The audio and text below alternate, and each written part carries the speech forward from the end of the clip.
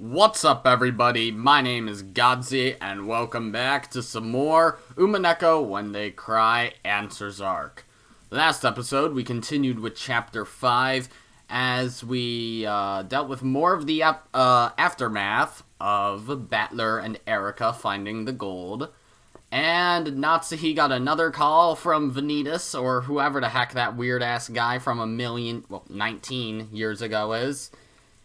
It's windy out, so I'm sorry if you hear a lot of wind. It's windy out. Feel the need to say that twice, apparently. Alright, whatever, let's get it. Let's step back in time once again. Oh yeah, and there was a knock at the door, I remember. Like, everyone was in the parlor. Kanon, Shannon, Goda... No, not... Goda and Kumasawa are in the guest house. All the relatives, not any of the cousins other than Battler... Erika probably left also, right? I don't remember if she did or not. And Kanon and Shannon were there, and there was a knock on the door, and then we cut over to, like, Kraus, Natsuhi, and Genji. Right now, it is the exact moment that the large clock in the hall announced 2400. Wondering who the person who knocked twice was, the relatives in the dining hall stared at the door. Rudolph told them to come in, but there was no answer. That's odd. Until the end of that long tone marking the arrival of 2400, which had come from the large clock in the hall shortly after the knock, they were unable to move in the slightest. Maybe their hands are full and they can't open it. Maybe, but it is a bit creepy that they won't say their name. Should I open it? Do so! Kanon nodded back, then slowly opened the door. Christ. Ah, what's that? Oh. Who's talking? It's one of Father's envelopes? Right behind the open door on the floor of the hallway lay the envelope. Another envelope. But Battler solved the epitaph. Well, we already know people die anyways. Maybe it's different since Erika technically solved the epitaph? I don't know. There's no one in the hallway. Perhaps they placed us here and left. The adults flew out into the corridor as well, but they could find no trace of anyone who might have knocked on the door. Just about an hour ago, Shannon and Kanon had come in to serve tea. At that time, everyone had seen that nothing lay in that spot. Someone came, knocked, left an envelope with the mark of the one-winged eagle on it, and left. Could it have been the master? It's not unthinkable. Father's pretty much the only person in this mansion who would refuse to answer when asked who he was. That's not possible. If that were the case, why wouldn't Father come in here openly?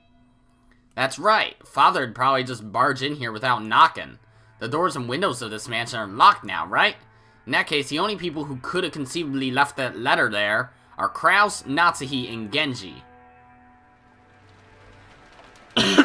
Really, and I don't know what's up with my throat, sorry. By this point, the mansion had been completely locked up. Therefore, the cousins in the guest house, Nanjo, Goda, Kumasawa, and Erika could not have come here, so Erika's not here anymore, okay. Furthermore, since Kraus, Natsuhi, and Genji were the only three who weren't in this room, one of those three had to have been the one who set that letter down in the corridor. So it was very likely that Kraus and the others had placed the letter there to make it seem like a message from Kinzo. I doubt that it's one of those three who said it there. I mean, any of them could have done it, conceivably, except for maybe Natsuhi, since we were following her throughout that. But I think it'd be too obvious for Genji or Kraus, too. I'm still suspecting Shannon, just overall, because she's the most suspicious character in this series so far. It's possible she placed it there and, like, knocked on the wall or something. And people thought that that means the door was being knocked on? I don't know. I see. It'll have something written on it that's supposedly in Father's name, saying that he won't accept Battler as the successor or something of the sort. Ridiculous. I can't believe you tried to pull such a childish trick, Kraus. Well, it's not like I give a damn about being the successor. Give it up. That's just your fate. Anyway, why don't we read what's inside? Rudolph set the letter on the dining hall table and let everyone see the front and back to show that there were no tricks or hidden mechanisms. Almost like a magician does before performing his act. So what, you're just telling me Rudolph is just sitting there with the letter, just like, alright, everyone, look, front and back, there's no weird-ass machines or pulleys on this envelope. It is a paper envelope, guaranteed. Yeah, we can see that. Can we be sure this envelope is one of Father's? Yeah, no doubt about it. Father'd like to use this kind of envelope for handwritten letters. What do you think, Shannon? Yes, to my eyes as well. It looks like the type of envelope that the master uses. That doesn't mean Father was the one who wrote it. It'd be pitifully easy for Kraus to snatch one of these from a drawer in Father's study. Even Kraus would not be able to enter the study easily. It might be hard for him to steal an envelope. Well, let's try opening it. We can worry about all that later. Feels like there's something in it. I wonder what. Maybe there's a letter in the envelope. Rudolph opened the envelope a bit roughly. Then a folded letter and a glittering object fell out. Glittering object? Now that's different. It was a ring. The head's ring? Huh? Wait a second. Isn't that ring... Oh, that's Eva. Huh? Wait a second. Isn't that ring... Eva noticed it immediately and grabbed at it. This is... Father's ring, isn't it? It's the head's ring! What in the... Seriously? Are you sure it's Father's? Could it be a replica? Did somebody say replica? No, this is the real thing! I've always dreamed about wearing this ring on my finger someday. Even though Father wore this on his finger, I know more about it than anyone else. This is Father's ring. No doubt about it. Why is it here? Does that mean it really was Father who wrote this letter? The sender isn't Father. It's much more interesting than that. Then who is the letter from? The Ushiromiya family alchemist. It's from the Golden Witch Beatrice. Okay, yeah. As the letters typically are. Rudolph showed everyone the part of the letter where that was written. It really did say that. It's from Beatrice? What's it say? I'll read it. Congratulations. I acknowledge that Battler spectacularly solved the epitaph's riddle and reached the Golden Land. Okay. So the culprit does know Battler. I'd assume this was written by the culprit, pretending to be Beatrice. The culprit does know that Battler found the gold. All of the gold belongs to Battler. Furthermore, Battler is the new head of the Ushiromiya family. As proof, I send in the head's ring, which Kinzo left in my charge. Battler, I beg that you take the ring, become the new master of the gold, and guide the Ushiromiya family. I sincerely pray that you flourish as the new head. What the hell? I see. Dad just won't come out of his study, so Beatrice, the Witch of the Forest, has acknowledged Battler directly. Battler, you take that ring. This is a special ring to be worn by the family head. I don't know who this Beatrice is, but she's watched the whole thing and sent you this ring after acknowledging you as the true successor. Is that okay? It's such an important ring. Yeah, it's fine. You should wear it proudly on your finger. Got it? Even if Bro and Natsuhi tell you to take it off, you'd better not do it. All of the relatives, with creepy smiles on their faces, urged Battler to put the ring on his finger. It looked like things would get pretty nasty if he refused, so Battler reluctantly decided to put it on the middle finger of his left hand. The ring was heavy and stiff. At that moment, Kraus returned. Genji came back as well shortly behind him. My apologies, it seems my wife is not at her best, so she's gone to bed early. Did something happen? You all seem incredibly flustered. Battler, isn't that... Immediately, Genji keenly spotted that which Battler had just put on his finger. Your eyesight's pretty good, Genji. Looks like you know whose ring this is. What? What are you talking about? Judging by Kraus's dubious expression, it seemed unlikely that he was the one who placed the letter there. Furthermore, that expression quickly changed into one of shock. That's right, it's Ushiromiya family's head ring. The family conference took up this new topic, and the storm came once again. Then Kraus cried. It's not my fault I can't read. Oh, the clock's changing mid-scene? It's never done this before. Oh boy, it's still going. 3, A little after 3, like 3:01, and then it shattered. Who broke my clock? The rain was still pouring down as hard as ever. This weather was supposed to continue all day tomorrow as well, which made me feel a bit depressed. Oh wait, given the time, I should say today, not tomorrow. But that doesn't really matter now. I'm sleepy. Okay. With half-asleep eyes, I opened my umbrella. The large drops of rain pounded mercilessly against it. Technically, the end of the family conference had been declared at 1 a.m., but external scuffles kept continuing sluggishly. I'm really jealous of Aunt Rosa, who managed to slip out of there at that time. She cleverly got away by saying she'd check on Maria, who might have been staying up too late. Dad caught me, ruining my chance to escape, so this is Battler talking. And they made me stick around until now, 3 a.m. So, what have they decided on after all this time? Nothing at all. They just kept on arguing about who said what, like elementary school kids. I'm sure they're tired too. That's probably why they keep dragging on with the same pointless questions. I no longer felt any shock or anger towards them. I guess drowsiness is the best painkiller. I left them behind and finally returned to the guest house. And then you get a solid 3 hours of sleep. Christ, I don't know what is up with my throat. It's like... Maybe I shouldn't describe the feeling of a weird-ass throat. When I got back to the guest house, the first floor lounge was lit. I could even hear people chatting inside. God damn it. Why do I have to think of it that way? Apparently, some people were still awake even this late. So who's having a party? Ah! What kind of party is this? Despite the late hour, Goda and Dr. Nanjo were still up and chatting. Plates and cups were lined up on the counter, and it looked almost like a bar with Goda as the bartender. When they noticed I had returned, they seemed to finally realize how late it was. When Goda made to top off Dr. Nanjo's glass, the latter declined with an exaggerated gesture. Oh boy, I got another fucking pop-up. That's enough, that's enough. It's already too late to be up. Look how late it's gotten. You were such a good person to chat with, I hardly noticed. If so, it's all thanks to your liquor. We'll have to do this again sometime. Yes, gladly, assuming we don't die. Battler, welcome back. Is the discussion with Kraus and the others still continuing? From the way things were going, it looks like they might plod on until dawn. None of my business. I spoke carelessly with a big yawn.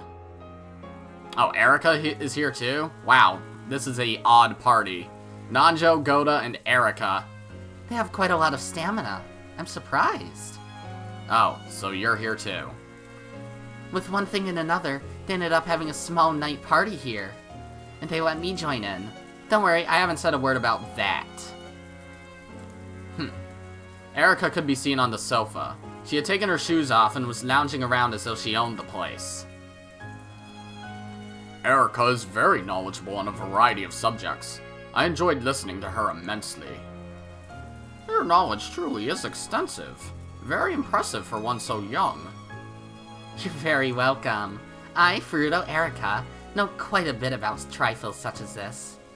Erika grabbed the corners of her skirt and posed. This was somewhat less than graceful considering that she was lounging on the sofa with her feet up. Where's Aunt Rosa? She returned at 1 a.m., but she went straight upstairs to sleep. That's probably true. After taking part in that conference for so long, I feel like flopping down in bed right away myself. I've had it. I'm tired enough that I might flop over right there. Well then, let's call it a night. Don't you have to get up early tomorrow morning to make breakfast, Goda? Preparations for breakfast have already been made. I would be most pleased if you look forward to it. In Goda's eyes, the family conference is an open stage on which to display his culinary skills. Maybe this invigorates him so much that he doesn't even get sleepy. Erika stood up, laughing at how youthful Goda was. This became a sign that it was time to disperse. I want to say this quick, it has nothing to do with Umineko, but more to do with the concept of breakfast. I, like, always fucking have stomach aches when I wake up in the morning. It's probably because I'm a big advocate for the enjoyment of late night snacks. I'll grab, like, some Reese's Thins or something, or salt and vinegar potato chips, or popcorn chicken, and just chow down on it at like 10 at night. And then I wake up in the morning and I feel sick. It's just like, I wish I could still have eggs in the morning, because eggs are fucking good, but they taste like plastic first thing in the morning to me, and I want to throw up. So there's that. I will clean up here. Please, go and sleep, everyone. Leaving the cleanup to Goda, I went to the bathroom and then climbed the stairs to the second floor. Hello, Nanjo. Good night, everyone. These old bones have stayed up a little too late. Good night, Dr. Nanjo. Good night, Battler. Yeah, good night. Then in the second floor hallway, we split up. Dr. Nanjo went to his own room. Erika went to her room. And I returned to the cousin room. I couldn't hear any sounds of playing coming from our room. Could they have fallen asleep already? No surprise, at this time of night. If they were still playing, they would have been staying up way too late. Are they already dead? Because if I remember correctly, well, Genji's still alive and Hideyoshi's likely also. And I remembered they're the other two of the first Twilight, but if I remember correctly, the first Twilight, as shown like early on in this game, was supposed to be George, Jessica, Rosa, and Maria, as well as Genji and Hideyoshi, even though Hideyoshi did have quite the difference with his, fucking method of death. He was even killed by a stake, even, as if he was a second Twilight. When I opened the door quietly, as expected, the room was already pitch black, except for a small nightlight.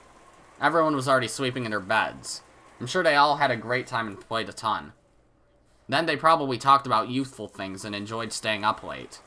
If only I hadn't found the gold, I could have enjoyed my time with them. Well, they're used to not having you. I'm already tired. So tired. Forgetting even to change my clothes or brush my teeth, I crawled into bed, and immediately began to descend into the marshes of sleep. Today's been so insane.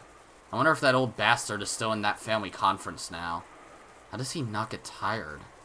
Come to think of it, what was it that old bastard said when we parted company?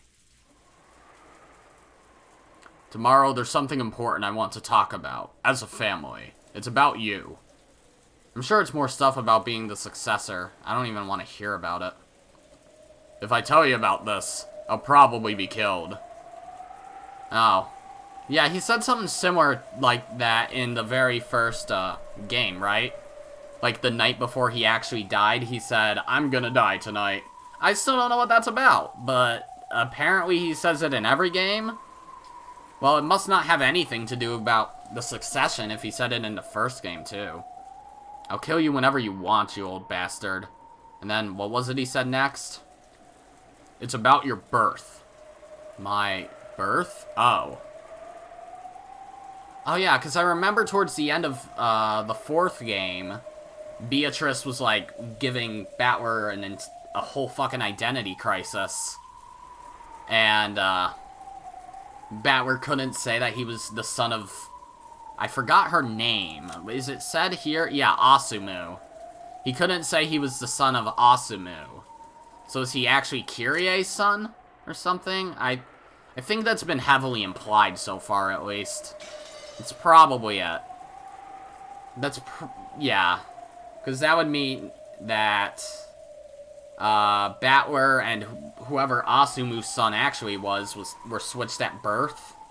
Or did Asumu have a son? But didn't Kirie say she had a miscarriage? Maybe I'm just remembering wrong. I don't know. Probably just something about the noble Ushiromiya lineage. Not interested. Just let me sleep. Shatter. I get the feeling that Rosa too, probably. Maria, Rosa, Jessica, and George are probably already all dead in there. And let me guess, he's gonna wake up and be like, holy shit! The sound of crashing waves. The sound of the tide surging. The noise of the sea breeze. Whenever my headache torments me, these are the sounds that fill my head. Wait. Oh. Okay, we're going from Natsuhi now. I feel like we've only really had perspective in this chapter from Battler and Natsuhi. Like, those two are, like, Battler we've always tended to have, perspective from, but have we ever from Natsuhi? Well, I guess maybe, like, short spurts. Like, in the first game when she went out to the portrait and died. Whatever. Unable to bear a successor, I was in a very difficult position with regards to the Ushiromiya family.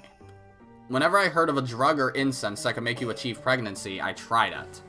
But nothing had any effect. Until I was blessed with Jessica 18 years ago, I was ashamed to even call myself a wife.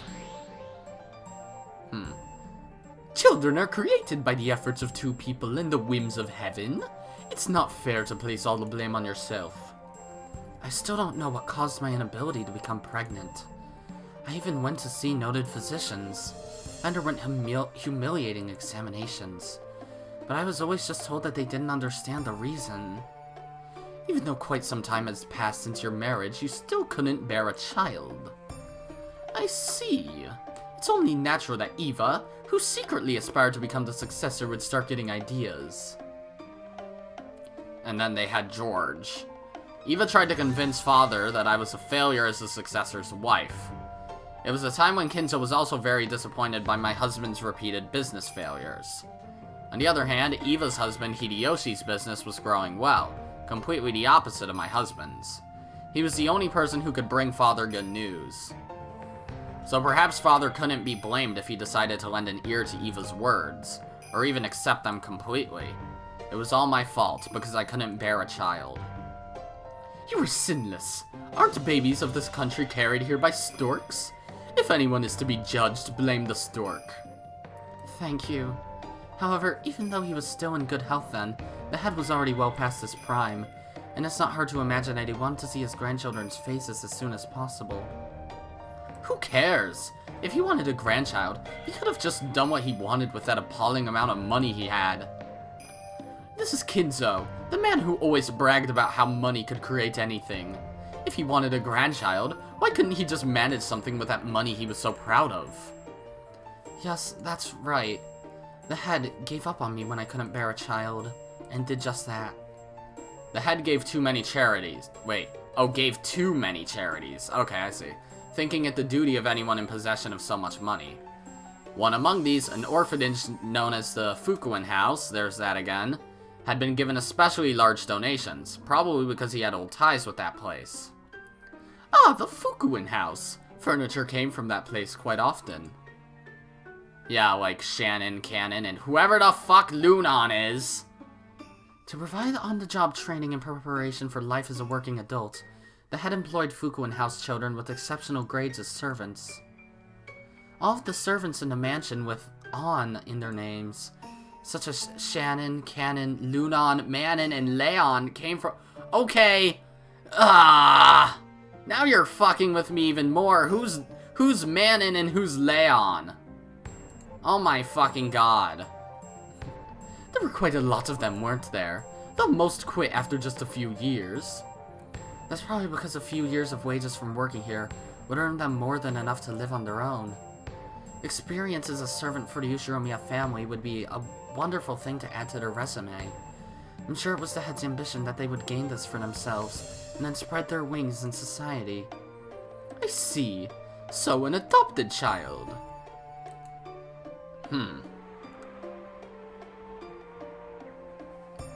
I'm super confused about this whole Fukuin House situation now. Who are these other people? Please introduce them to me at some point. Father, what did you just say? Accept this baby as my grandchild. Oh, there. What? Apparently the baby that Kumasawa was trying to soothe didn't like the study air at all. It kept on crying, upset.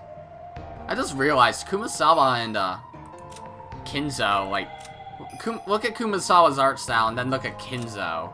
Granted, Kumasawa's sprite in general looks pretty different from the others. I don't know why. But she has, like, completely it's probably just because of how wrinkly her face is. But then you look at Nanjo and he looks just like them and his face is relatively wrinkly. I don't know. My apologies, Father. What is it you just... Accept this baby as my grandchild. and raise it to be the one who succeeds Kraus.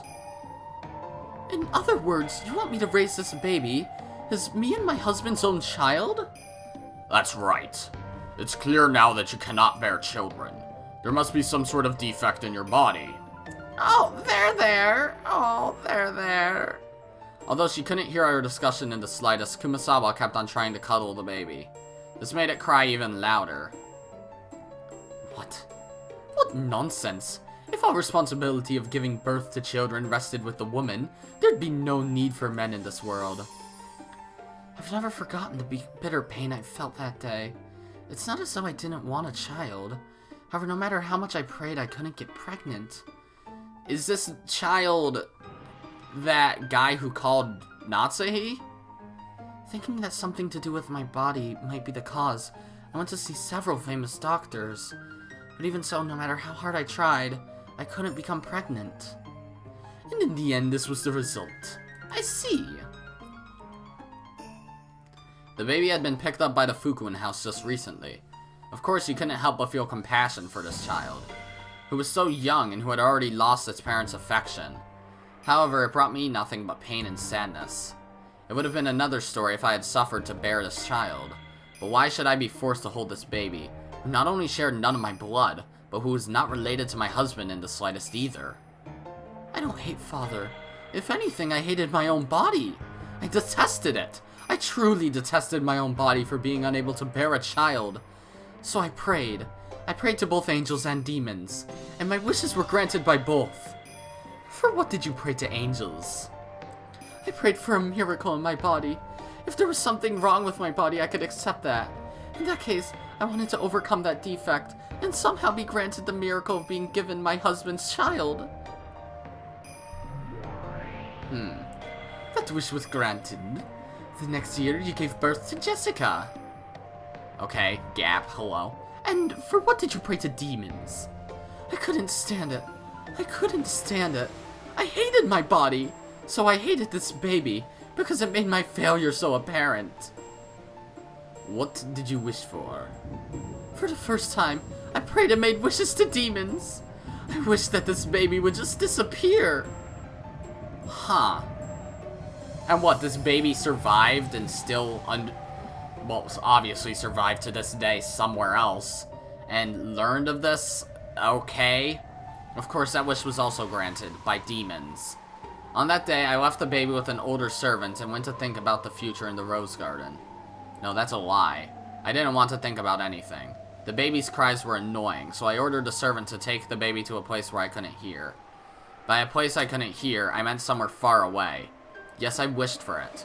I wished for the servant to take the baby far away and never return. Huh. So did they try to murder it or something? Some Oedipus type shit? I see. So a passing demon heard your wish, Natsuhi. And then what happened next? After that, there was a bizarre accident that could only have been granted me by a demon. The woodland path from the rose garden to the harbor is probably well suited for a comfortable walk.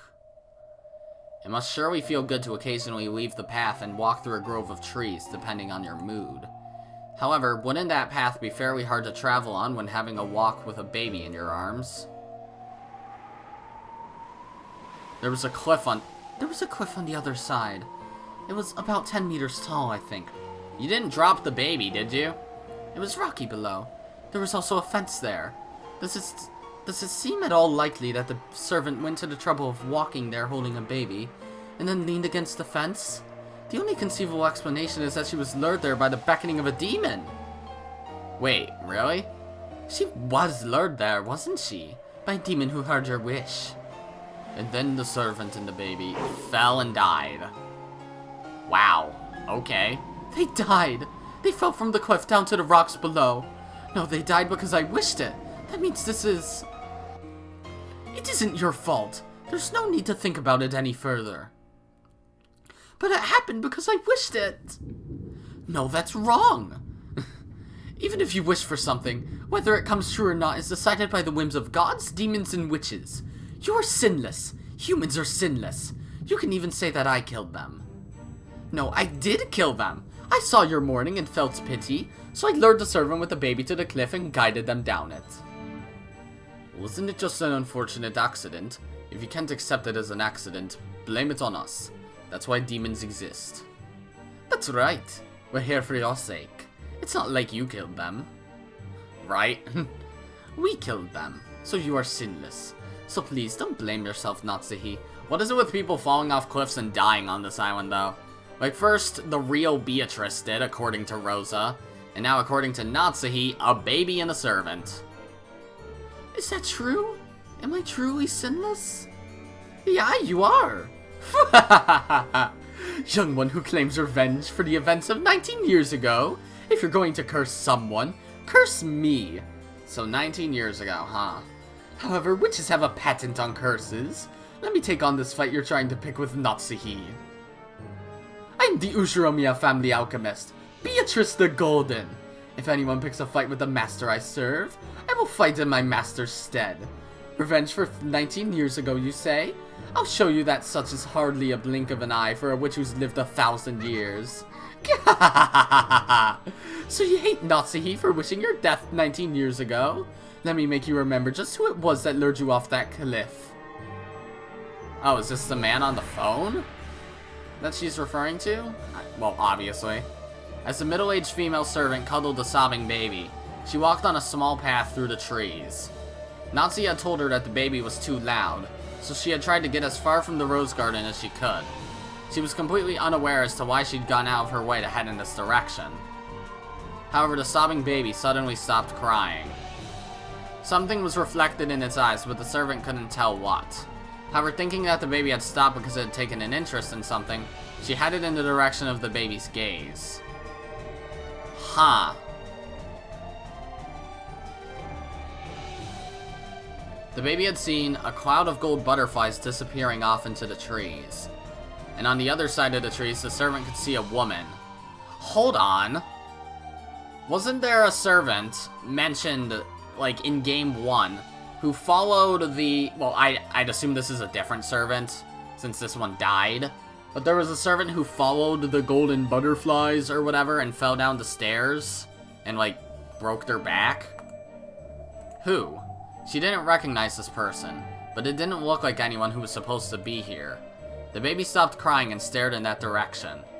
Then the servant's legs started to automatically carry her that way. Come this way, woman. Bring that cursed baby with you. The woman couldn't disobey. She was completely overwhelmed by Beato's gold glowing eyes. She walked lightly, as though through a dream world. At some point, the scenery surrounding her had changed, but she did not notice. She could not notice. Huh. Though this should have been Rokanjima, at some point it had become the garden of a mansion she had never seen before. It was a garden she had never set eyes on, even grander than the great rose garden of the Ushiromiya family, a garden of gold roses. There stood an arbor, and a woman wearing an elegant dress beckoning to her. There was a man who looked like a butler, and the tea he poured with a beautiful gesture had a very nice and enticing smell. It was as though they were telling her to join their tea party. She couldn't disobey. She had to go to the master of this golden rose garden and give this child as an offering. Forgive me, woman. Curse your bad luck for being entranced by a witch. And surrounded by these gold roses, which you would never be able to enjoy in this world, sleep. Gap? No, that's wrong. Yes, understood. When Gap snapped her fingers, a pitch-black hole opened at the woman's feet, and she was swallowed up along with the baby. The scene of the moment that followed must have burned itself into the eyes of the woman and the baby. Oh, wow! Holy shit. The two floated in the air and looked down at the gold rose garden spread out below them. Below their feet was not the earth, but a golden rose garden that stretched as far as the eye could see, without any gaps. Ha ha ha. If one could have seen this scene imprinted in their minds as their last memory, that'd be such a merciful way to die. Then the woman and the baby were swallowed up by the golden sea. The thunk was remarkably plain and remarkably quiet for a sound that stole away 2 lives. However, it made for a perfectly suitable show at a tea party of witches. Okay. With the woman and the baby at the center, the rose garden was slowly swallowed up by darkness. The sound of the wind grew stronger bit by bit. Is that TV static? What is that noise? It was the roar of the sea. And they're back here. Huh. The two who had fallen into the thicket of gold roses from that great height and died were gradually wrapped up in the roar of the sea, wrapped up in the scenery of the beach below the cliff. I guarantee it. You are completely sinless. I'll accept this revenge from 19 years ago. Eek! When I spotted the two of them on the rocks below, I went pale. We haven't seen Motorcycle Gunman in a while. Then I dashed back to the mansion and there was a huge uproar. They took them to a hospital in a boat as soon as possible, but from that height it was a miracle that they had even avoided an instant death. Both the servant and the baby died. In less than 3 days from the time Father had entrusted me with the baby, I had killed it. My husband had been on a business trip. Rosa, who had still lived on the island at the time, had been traveling with her friends. Huh. Father and I were the only ones on Rokanjima. Before anyone except Father and I really knew anything, a baby had appeared out of nowhere and then disappeared again. That's right, it was a dream. A nightmare. I was sure that Father would blame me. However, he seemed somehow strange.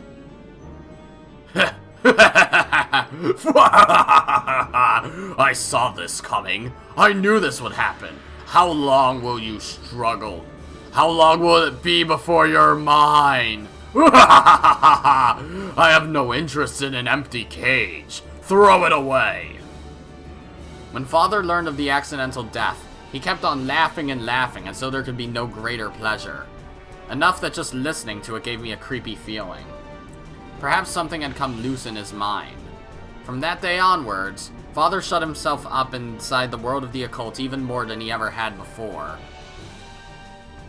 When my husband came back, he was surprised to see that Father was even more bizarre than he had been before. However, he had already accepted that this would happen sooner or later. Of course, my husband had heard about the baby.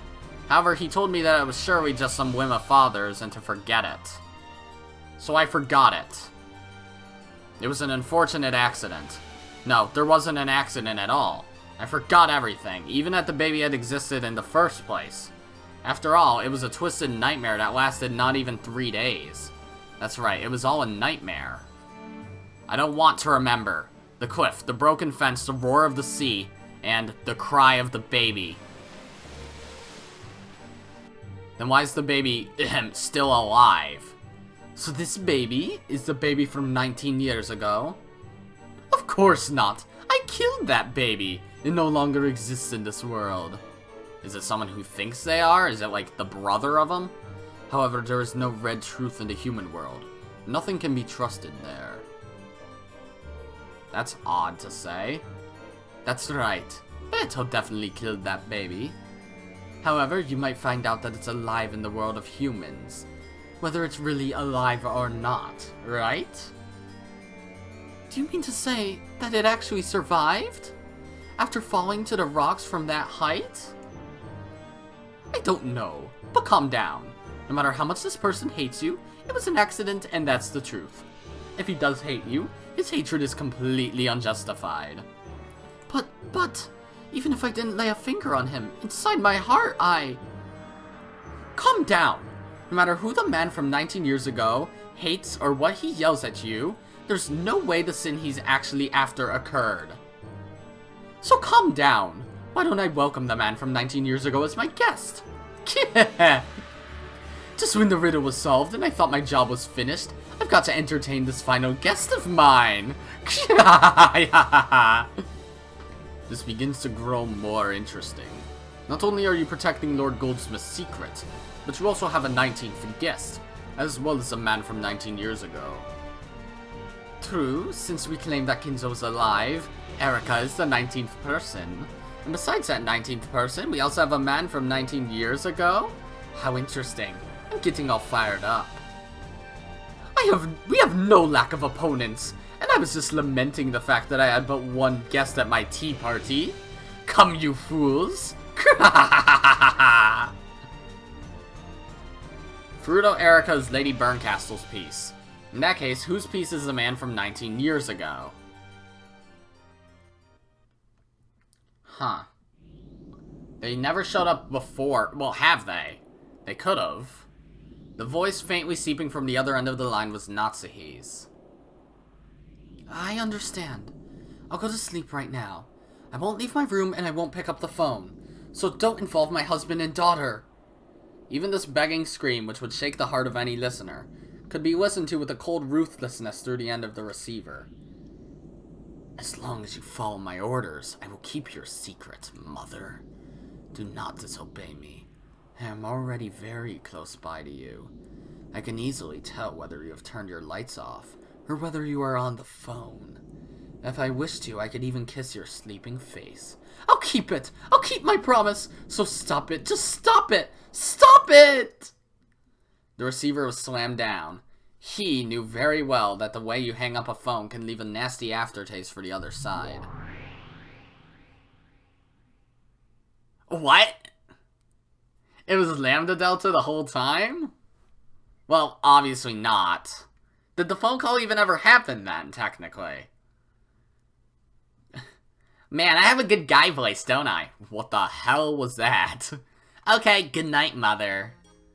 And there you have it. Now Natsuhi won't come out of her room tonight. What, you can talk to pieces? That's pretty handy. You can change your voice. Anyone can change their voice. A sweet voice when coaxing Papa. A sick-sounding voice when taking the day off school. An apologetic voice when turning down a friend that you actually hate. If you want, I can do any kind of voice at all. Got it? Hey, me too, haha. You should stop being a witch and become a voice actress. So are all the pieces set up on both sides now? Furuto Erika, what a wonderful piece.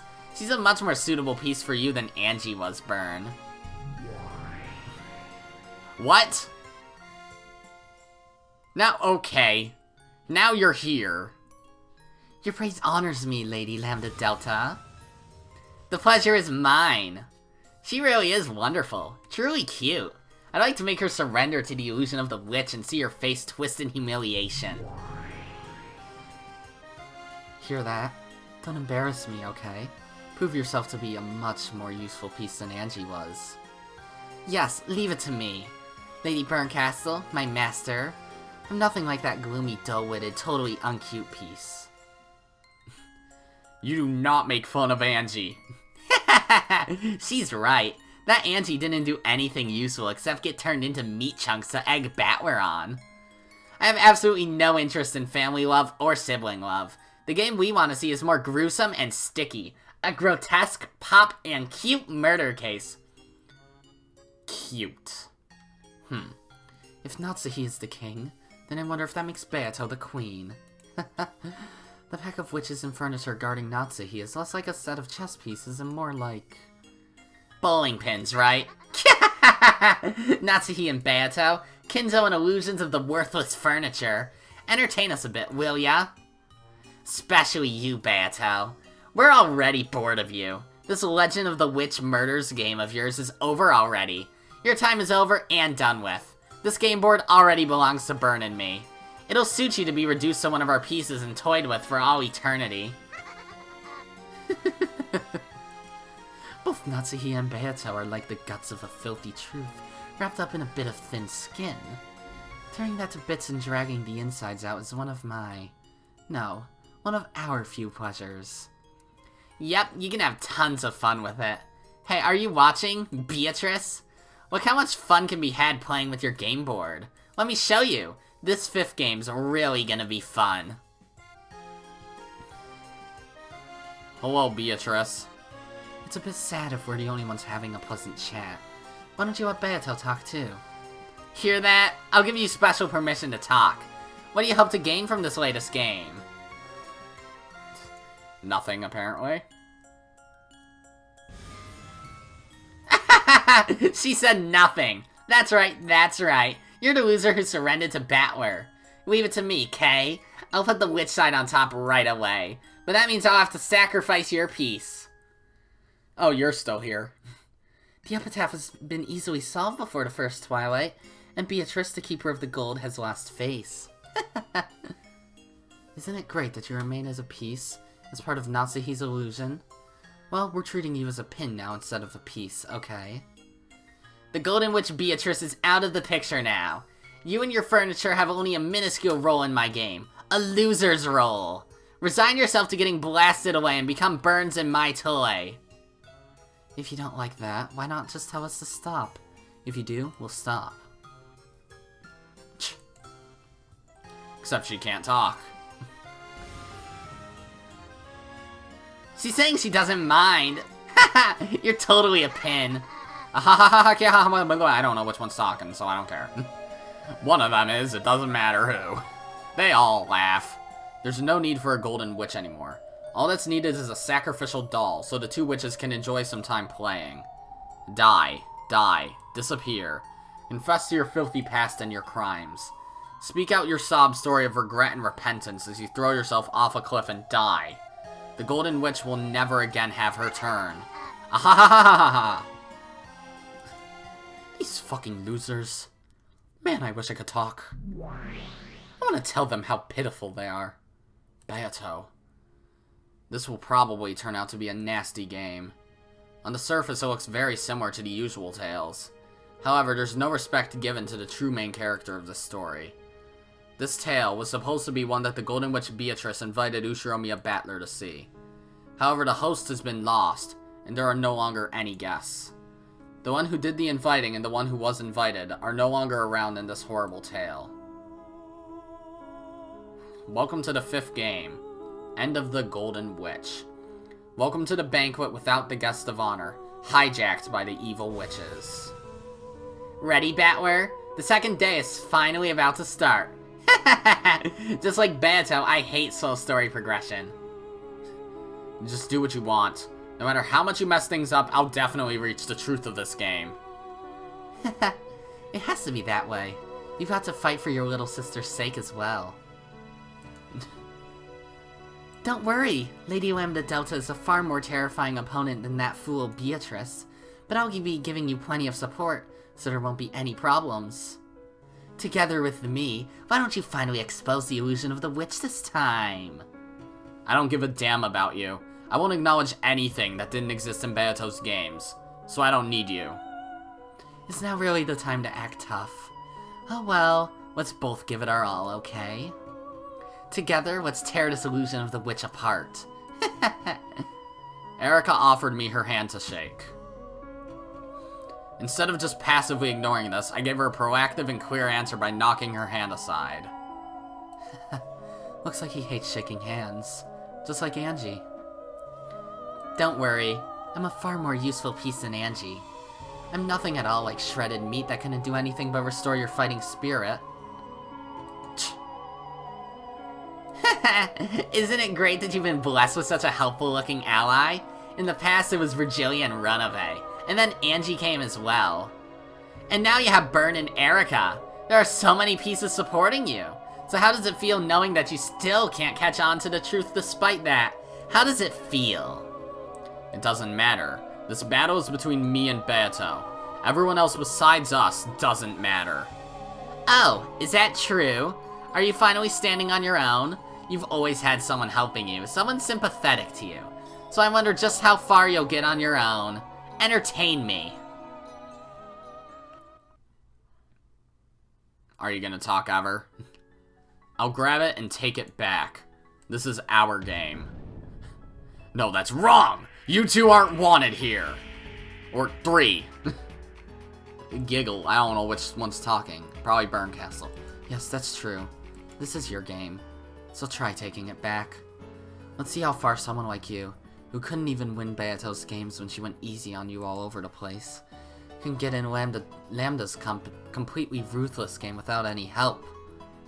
Well then, wake up, Ushiromiya Battler. Welcome to the morning of October 5th.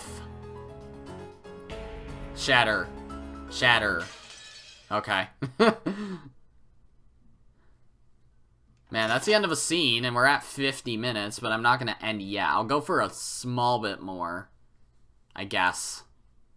And I think that means it's 7. Yeah, I can read analog. Is that called an analog clock? I don't know. The second day, October 5th, 1986. Oh boy. Was it someone's alarm clock? Beep beep. An electronic tone repeatedly rang throughout the room. Okay, dog bark. Battler, who had gone to bed late and not managed to get enough sleep, covered his head in his blanket and waited for someone to turn off the alarm. But no matter how much time passed, the electronic tone didn't stop. I see. The point of an alarm clock isn't just to be loud enough to wake you, but to be annoying enough to keep you from wanting to fall back asleep. Hey, the alarm's going off. Make it stop, please. Why do waking up voices always get this annoyed? Well, it does make sense. After all, people are still sleepy and in a bad mood. However, there was absolutely no sign that my annoyed voice had caused anyone to turn over in their sleep, or crawl out of bed to stop the alarm. Letting out a deep sigh, I stumbled to my feet. With the shutters down on the windows, there was almost no light getting in, and the room was as dim as it had been earlier. Though, even without the shutters, there's no way this dull weather would let in enough sun to make this a pleasant morning. The cousins were still wrapped up in their beds, sound asleep and taking no notice whatsoever of that beeping. Normally, once any one person gets up, the others tend to automatically follow. Annoyed that this law of serial summer camp awakenings that I'd made up had been broken, I searched for the source of the sound. I could hear it coming from a wristwatch set on a table. Judging by the style of the watch, it was probably George's. Anyway, when I randomly pushed a small button on the side of it, the sound stopped. Apparently it had been set for 7 in the morning. Is it already 7? Sorry, but I really don't feel like I slept at all. Playing cards were left on the table as though they had stopped mid-game. The game had probably been 7s. Damn it, I've got this piercing headache. What the hell happened last night? That mountain of gold and the subsequent argument between the relatives all feel like a bad dream. So stupid. Breakfast normally came at 8. Now wasn't a bad time to start getting up and getting dressed. Even those adults probably won't argue in front of the cousins. In that case, I'll stay with my cousins all day long. I'm sure they'll be able to separate me from all this annoying talk about the gold and being the successor and all. In fact, I should have done this from the beginning. I felt disgusting, having slept with my clothes on last night, which caused me to get all sweaty. Yeah, they're dead. They're already dead, aren't they, in bed? I guess I'll take a shower. I'm sure the others want to as well. At this age, it's embarrassing to wake them by shaking their shoulders. If I turn the TV on, everyone will probably wake up. Well, let's at least turn the lights on for now. In this dim light, with the quiet sound of the never-ending wind and rain, it really doesn't feel like morning has come yet. I flipped the light switch, and then that dimly lit morning ended. And I saw bloodied corpses. Yup. Hello, teeth. No scream? Or are you just being dramatic? Oh, I forgot there were CGs in this game. George! George! This is just too horrible. Oh wait, is this in the future now? Something. Did Hideyoshi say that? But Hideyoshi's supposed to die too, right? This is just too horrible. How could anyone get away with something like this? As they clung to George's corpse, which would never wake up again. And even Uncle Hideyoshi cried. Hideyoshi is still here then. That's enough. Do you think George would like the two of you to see him this way? Of course not. Sis, I know how you feel, but let's have Dr. Nanjo handle this. Oh my god. Yeah, there really are new sprites in this one. You don't understand. George was killed. George! Oh. George! Ah! Dr. Nanjo's right. We mustn't keep staring at George in such a state. This is for George's sake. We have to restrain ourselves for now. We didn't get a ding, though. There's no ding. George! Hi! When Aunt Eva tried even harder to cling to that corpse, Dad and Uncle Hideyoshi dragged her away and had a heated debate with her beside the wall. No, no! George! Dr. Nanjo, help him! If he's lost too much blood, do a blood transfusion. George and I are the same blood type. I beg you, Dr. Nanjo.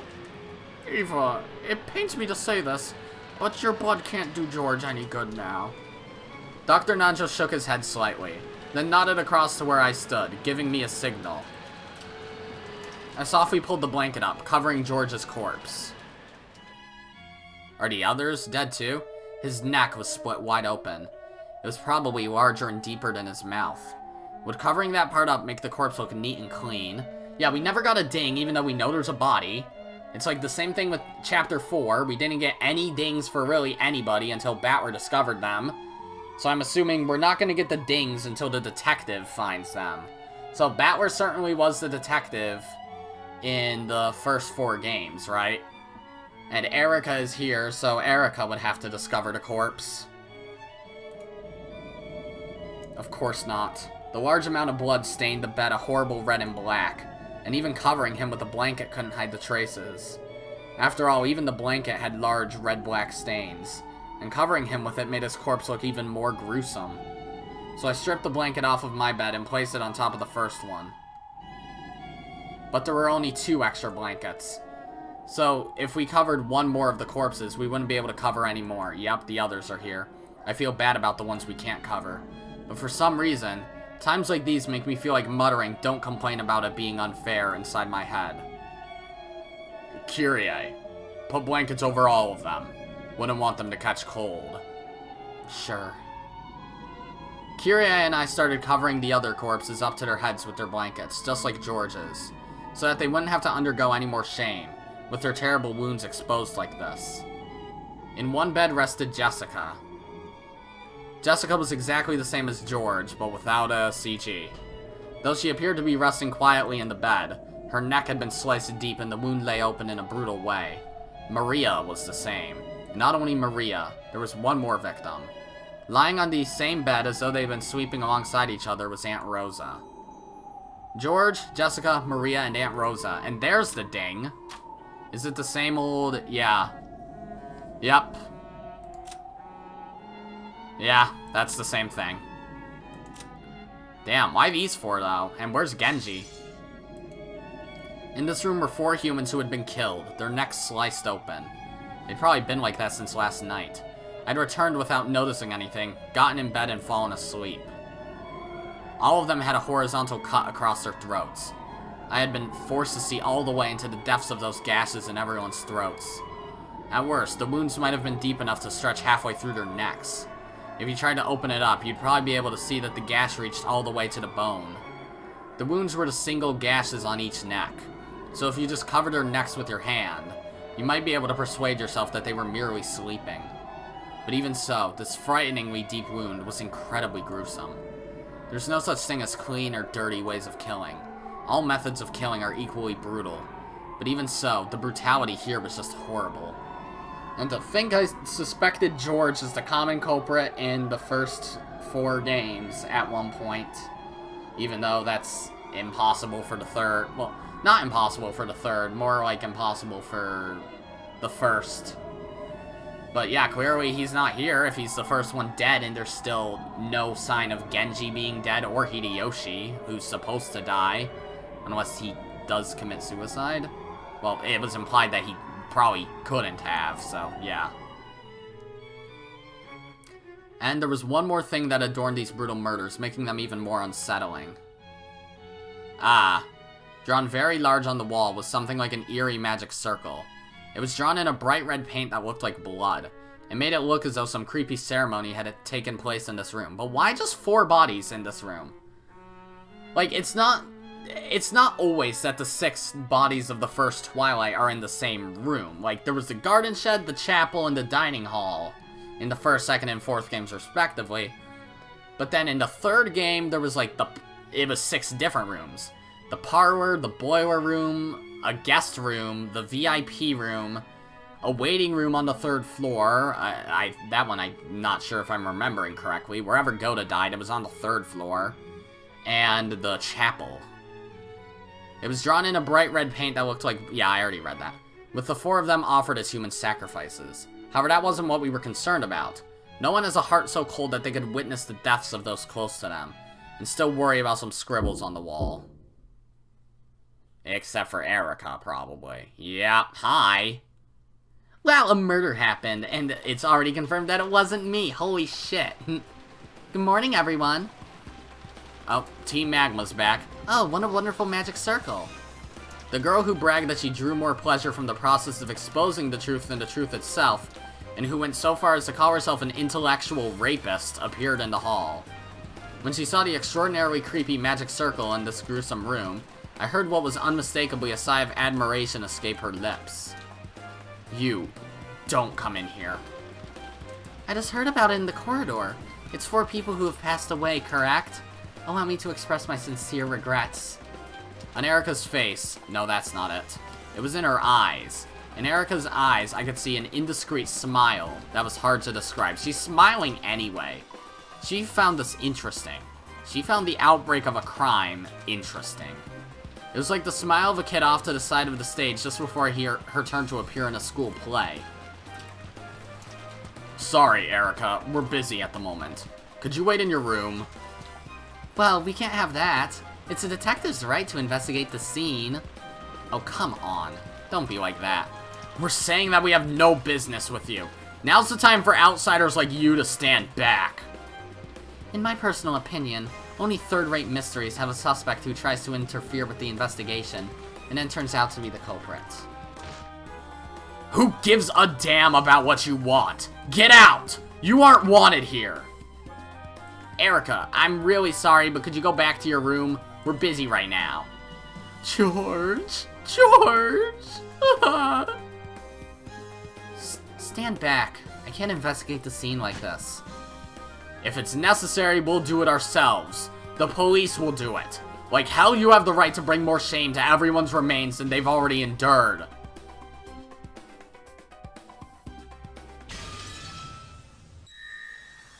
Okay, what the fuck is this?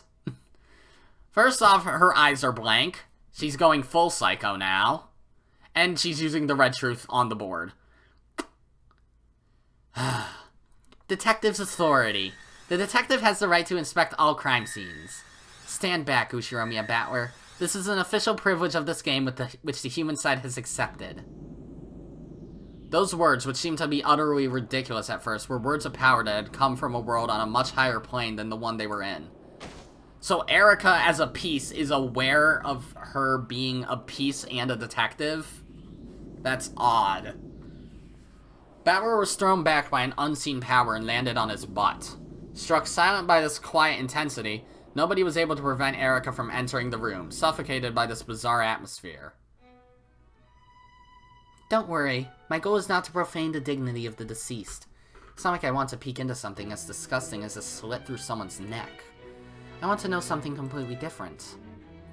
In other words, who committed these murders? I asked Dr. Nanjo and everyone else too.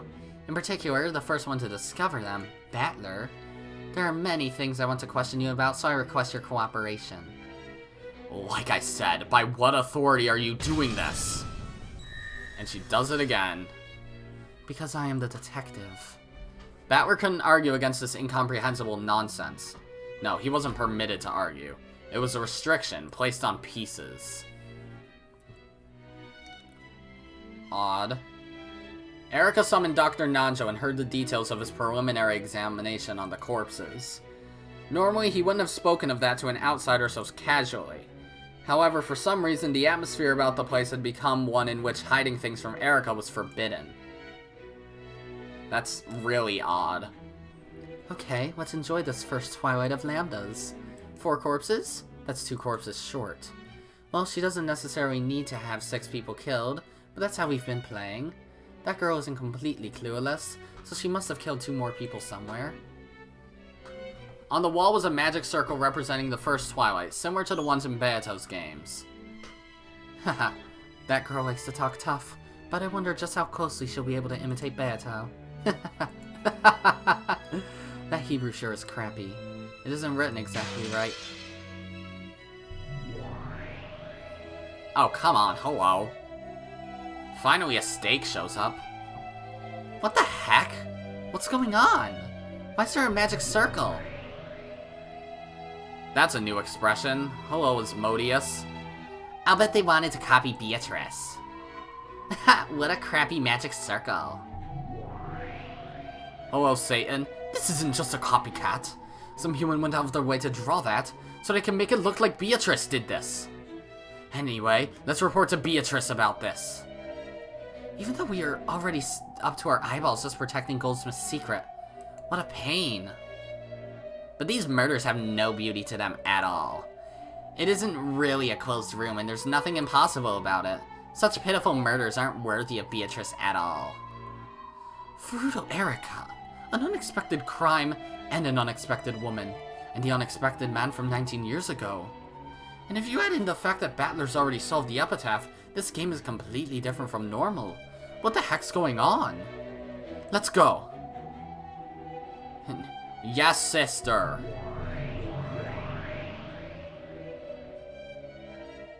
Christ. Okay, so no sign of Genji being dead or Hideyoshi, and that should be it for the first Twilight. Happy music. 4 people are dead.